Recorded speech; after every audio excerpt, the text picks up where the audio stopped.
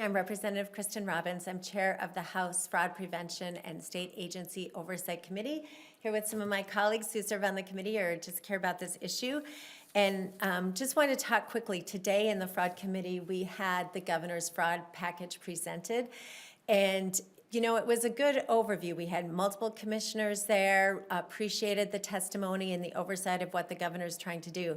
But our concern throughout the hearing is that there's a lot of new money being spent, but probably not a lot of great culture change that is needed to really attack the root of the fraud. And so my concern is that taxpayers think this is the big solve, and just for various reasons in the package, I'm not sure that's going to bear out. And what we really need to do is focus on eligibility criteria, on identifying places where there's been spikes. And I know they do plan to do some analytics on that, but when you drill down in the hearing about the data analytics, programs are already being set up for electronic record keeping for childcare, for different ways of tracking things. And these programs are already being invested in and built in rather than being a cohesive enterprise-wide strategy.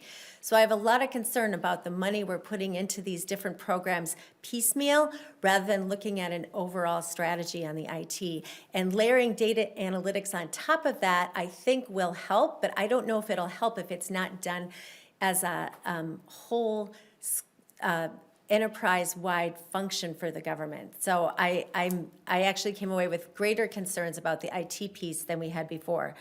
But we are here today to talk about one way we are trying to help Minnesotans, and that is by launching our new long-promised whistleblower portal. So people can now go to mnfraud.com, and there's a secure portal set up where you can enter your name and your address and the basics of what you want to identify as fraud. Our staff will take a look at it, and then we will reach out to you to get more detail. We will forward it to the Office of Legislative Auditor or to the BCA or other law enforcement officials if necessary.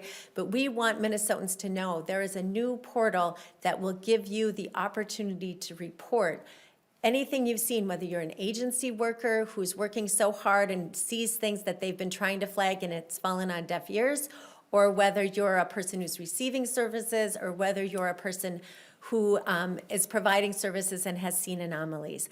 As everyone knows, I've been meeting constantly with whistleblowers from all of those different walks of life, and so this will be a way we can centralize and hopefully triage some of the information coming in and make it easier for us as a team to follow up and also get it to the right people. So I want to be very clear, we as legislators cannot receive anything protected under Chapter 13, so very specific detail that's protected by HIPAA or individual names or individual health records or anything like that, you cannot share with us. You just share with us the basic idea. We can do some follow-up. We can get you to the right reference point if it's protected data. The OLA can receive that. The BCA can receive that. Law enforcement can receive that. The Attorney General can receive that. So we hope that this is a hub where people report and we can get it out to the right places so people can have their concerns followed up on more appropriately.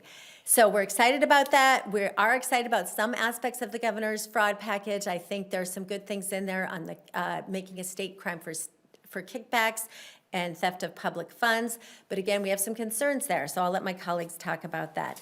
Overall, our concern is that there isn't enough done to have agency staff held accountable. There's a lot of new money, there's a lot of new staff, but there's still, as the OLA has talked about and I've talked about repeatedly, no requirement for grants management staff to take this training provided by the Office of Grants Management. That should be a job description. That should be required. If you're administering a grant, you have to go through the training and get certified.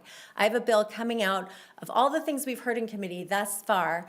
through the OLA, the Office of Grants Management, DHS, when they've all presented, we've been taking notes, we've been identifying things they've identified as problems in statute, and that bill, I'm told I'll get the jackets today and can drop it today. So those are going to be ways that we try to address the gaps that we think the governor's bill is still missing. And we really need to have that accountability, not only for the people providing services, but for the people administering the programs. And that's what we hope to get out of this. Thank you. I'll turn it over to my colleagues, Vice Chair Anderson. Thank you.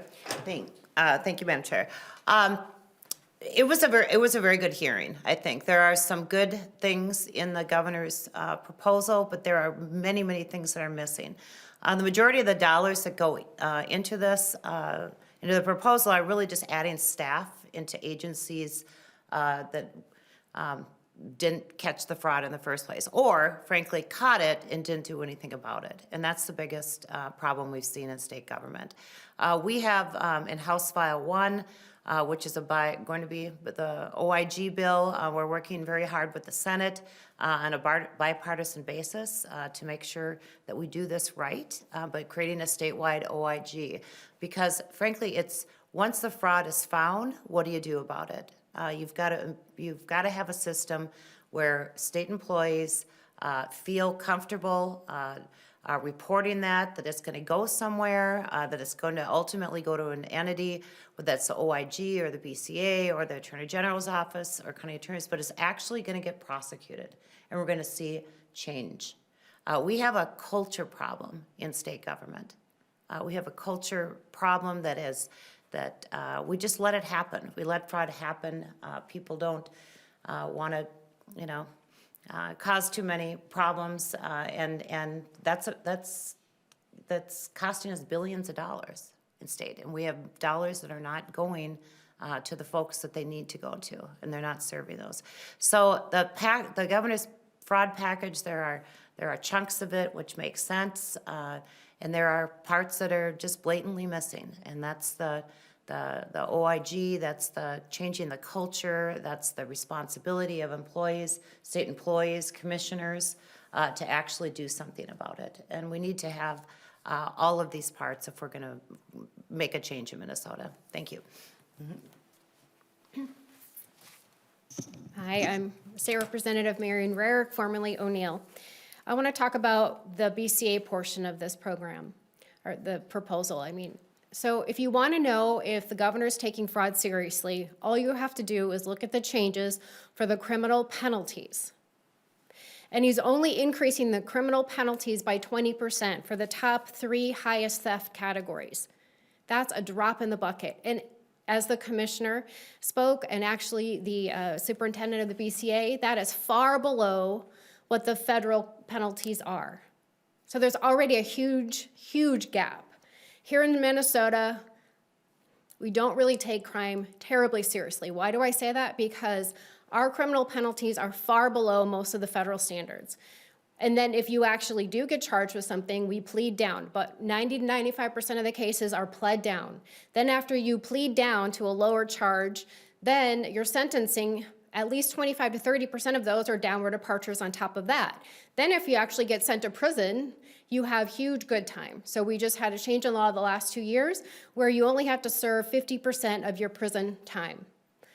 That is far below the federal standard. So now this proposal, if you want to know if the governor is taking fraud seriously, all you have to do is look at what he's doing with the penalties. He's increasing the top 3 highest theft categories by just 20%. That is a drop in the bucket. You want to know how else I know he's not serious? Is the fact that he has included one forensic auditor, one new forensic auditor in the BCA, one. There's 151 new FTEs in DHS and one forensic auditor at the BCA. This isn't a serious proposal. I wish he was serious. So just to wrap up, we are thrilled to announce the new whistleblower portal. We would encourage Minnesotans to go to mnfraud.com to share with us any credible allegations of fraud that they want to get to our attention, and then we can help either get back to them or forward it on to the Office of Legislative Auditor. I should also point out that the Office of Legislative Auditor already has a very robust whistleblower portal. It's called Report Wrongdoing on the Office of Legislative Auditor website. And there you can even upload documents to the OLA. So that's another avenue that already exists, but I think Minnesotans aren't as well aware of. And my understanding is the BCA may be working on something as well. So we want to change the culture by encouraging people to share with us what they see going on and help us change it. The people we talk to in the agencies, people we talk to in getting the services, they want Minnesota to have clean government. And as was pointed out, this is rare. Andy Luger said Minnesota has a fraud problem he hasn't seen in any other state. So this is not just we need more IT. This is not happening in other states, and that's why we need a culture change. Thank you. Why do you require that folks put in contact info and their first and last name as part of this space? I'm sorry, could you say that again? Yeah, on the website, it requires that folks put in first and last name, phone number, and email. I'm just wondering why not have an option for anonymous reporting too? You know, it is a secure website, so I just want to make sure people understand we've embedded security, so it's like a secure payment process system. So it is secure, but we need a way to follow up with people. Getting anonymous allegations, there's just then nothing I can do about it. So I need to be able to follow up with people or our staff. Can you talk about, you mentioned that there's not penalties for state employees in the governor's proposal. Why is that important, especially since we don't know of any state employees who, like, these are outside organizations doing the fraudulent activity that we know of, so why the need to penalize state employees? Yeah, I would say the characterization of penalized state employees isn't really what we're after. What we're after is accountability for people who manage these programs. So if someone manages a program that is not, and there's enormous fraud and that hasn't been recognized by the grants manager, then there should be some sanction for that. Now, the commissioner testified that they would investigate and they would see, but the commissioner very clearly stopped short of saying that anyone would be fired for allowing huge amounts of fraud under their watch. And I think Minnesotans are looking for that level of accountability. In Feeding Our Future, $250 million, no one was fired. In the overpayments for CCAP, no one's been fired. In fact, people have been moving around in different positions at DHS for years, since 2019. And so the same people are moving into different positions, but the outcomes continue to be, we see a lot of fraud. So at some point, if you were in the private sector and there was a huge mistake on your part, even if it wasn't intentional, even if it wasn't criminal, you would still probably be demoted or fired or let go or something, right? And so the unwillingness to entertain that, yes, at some point there might be a level of fraud that requires someone to lose their job, that doesn't seem to be part of the conversation. And it hasn't been since 2019 or earlier. So I think that will be part of the culture change when people realize they can be rewarded for fantastic work, and they also could face sanction if they are not doing their job. But part of that is also helping employees be prepared to do their job. So one of the things in my new bill that's coming out is requiring them to go through this grants management training. So right now it's advised, people are encouraged, hope you do it, but it's not required. And if you have responsibility for hundreds of millions of dollars, you really need to know how to do risk assessment. You need to know how to recognize fraud. You need to know how to do closeout reports. And if those things aren't required or we're not providing the training for our employees, then we are missing the boat as a state government, because that's the minimal fiduciary responsibility taxpayers expect, that the people running these programs know how to do the work. If you had your way, looking ahead to the end of session, what would be a really successful raft of legislation dealing with fraud? Like, what would be a great success for you to get through this year? Oh, great question. So I would love to see the independent OIG that is running in Representative Vice Chair Anderson's bill. It houses it within the office, sort of parallel to the Office of Legislative Auditor, and I think that reporting to the legislator is really important. As you know, I've said many times about the separation of powers. We have OIGs within different agencies already, but I think we need something separate and independent that has teeth, the ability to enforce outside of the agencies. So I think that would be a huge win. Representative Nash's bill to create fraud fiscal notes, I think would be a huge win. Certainly my whistleblower bill, getting that over the finish line, it passed unanimously in the House, but we need to get that through at the end of session to provide more protections for state employees. That's really important. I do agree with some of the efforts in the governor's bill about creating a kickback crime and public theft crime. But I have to say, as was testified to in that report in the hearing today, they already have the authority to do a lot of these things. So in some ways, creating these crimes might help, I hope it does, but I don't want the public to be misled. They can already stop payment for credible allegations of fraud.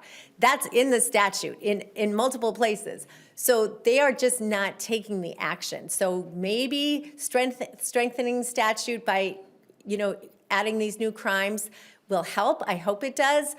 But what we really need is to make sure that the agency heads and the agency employees who have the authority to act are using that authority. And to Representative Rarick's point, I mean, the penalties are low compared to federal penalties for similar crimes. So that's something we can maybe work on in the future. Do you think part of the culture shift that you're advocating for should include less privatization of government services? It seems like that is where a lot of the problem is in terms of contracting or granting with nonprofits or organizations. Should the part of the culture shift, Center for American Experiment fellow Bill Glahn also said that that should be something that the legislature should consider. Do you agree with that? I'm mixed about it. So on the one hand, some of the fraud has been seen in nonprofits, for sure. Some of it is in private businesses, LLCs that run autism centers and sober homes and things like that. And the question is, who can best provide services that help meet Minnesotans' needs for vulnerable people? And in some cases, I think nonprofits, faith-based groups, businesses really do provide excellent services. And what we've seen is that the fraud is really tied to, a particular business model. So it's not, we have thousands of nonprofits, thousands of private entities that provide government services and do a fantastic job. What we're seeing in these very egregious examples is a business model where they are preying on vulnerable people to sign them up for services that they either don't provide or provide at a substandard level, and then bill fraudulently, double bill. In some cases, we saw triple billing, right? And they layer on other services. So if they're providing autism services, then they become a Feeding Our Future site. Then they also provide non-emergency medical transportation. Then they provide language translation. So it's identifying that nexus of a business model of fraud that I think is really important to do. And sometimes that will be private sector businesses, sometimes it will be nonprofits. But I don't want to throw the baby out with the bathwater, because a lot of the transforming services that happen are relationship driven. And those things, I think, are really the fabric of our communities where the work of helping vulnerable people matters. So I wouldn't want to say absolutely only state agencies or government employees are the ones best suited to provide these services. Can I add to that? Yes, please. So the only thing I would add to that is that one thing that nobody looks at, apparently, the legislature just began looking at it, is when you are a nonprofit and you're receiving government grants, government funds, what are you paying your top people? I have looked at more 990s in the last few years than in quite a long time. And the thing that I'm finding as a pattern is that the top people are making 450 and above. I saw one that was 721,000. And they pay their top, in those same instances, they pay their top 10 people over the governor's salary. So right now, the governor he can make about 150,000. He's kind of rejected that, and he's only taking 127,000. But nonetheless, there are multiple, so we have 2,500 nonprofit organizations in Minnesota that get government grants. And I think that one thing that we should do here at the legislature is cap the salaries of the top people. Because if you're worried about taxpayer funds, which we are incredibly worried about, then we should also look at that too in the nonprofits. Thanks. So pass regulation to limit the pay for, how does that work, limiting pay for nonprofits? It's very simple. So up until the last 2 years, so this had been law for decades, if you were a local government, whether you are county, city, township, whatever, and you wanted to pay any of your employees above the governor, that's the demarcation line, then you had to come to the legislature, get a waiver. That was done in the Subcommittee on Employee Relations, which I've served 10 years on. Now, the last 2 years, the party that was in control decided to gut the authority of the Subcommittee on Employee Relations, and they also removed that cap on all government employees. So what I'm finding now is, as I'm looking at 990s, these top staff are making well above the governor. They're making well above 150,000. And it's not just one or two, it's a dozen or more. So I think that we should revert back to that. If it was good enough for decades and decades and here in Minnesota, in our statutes until just the last 2 years when it was removed for local governments, I think that should be imposed on also nonprofits. This is a very specific question, but I don't know if you also got them. There's some sort of fraudulent text message that's been going around for Easy Pass or fake Easy Pass. Is that something that you would look at in your committee about what that is or how that's happening? No, but it did come up in committee today, and Superintendent of the BCA, Drew Evans, is all over it. And he actually also got one of those text messages, he said in committee today. And so when it's dealing with private sector, individual fraud, where it's consumer fraud, that's under the jurisdiction of the BCA. And the Attorney General also has a Consumer Fraud Protection Division, and they work collaboratively. So we haven't spoken about the Attorney General, but the Attorney General is a player in this, and on the consumer side as well as on the particularly Medicaid fraud side. And to the point that Representative Rarick made, I mean, again, the governor's budget in this fraud proposal seems unbalanced. So they give one position for a forensic accountant to the BCA. I think they could use way more than that. The Attorney General's Medicaid fraud control unit, which has been fairly effective, they get, I believe, 9 new positions. DHS, which already has 491 people in the Office of Inspector General, they get another 104 people. And 151 total in the agency, but just in fraud and program integrity, they get 104. So again, this is where the problem existed, and I'm not sure just creating all these new FTEs is the way to solve it. We need to have better IT, which I think is important, but just throwing data analytics on top of the system that doesn't talk to each other is not going to help. We need to make sure that eligibility requirements are being beefed up. And there's a very good proposal where they're going to start working with Department of Revenue to share data based on tax returns to verify financial data to ensure eligibility. I fully support that. Great idea. So there are pieces in it we support, but really what we're talking about is the overall culture and the need for accountability. And I'm not sure this hits the mark, but we'll keep working. Can I add something? So if you put the right IT in, you should need way less people. You know, that's that's reality. You should, and I think the IT is really, really important, but it is, as Chair Robbins said, it's much bigger than just adding some AI on top of antiquated systems. But we need to have systems talking to each other. So it came up in the committee, if you have, let's say you have one person, a child, that child, if they're getting CCAP, if they're getting daycare, they should be checked in and out by their parents, okay, on a system that they were actually there for billing purposes, okay? But you should also be able to compare and see, were they in school that day actually?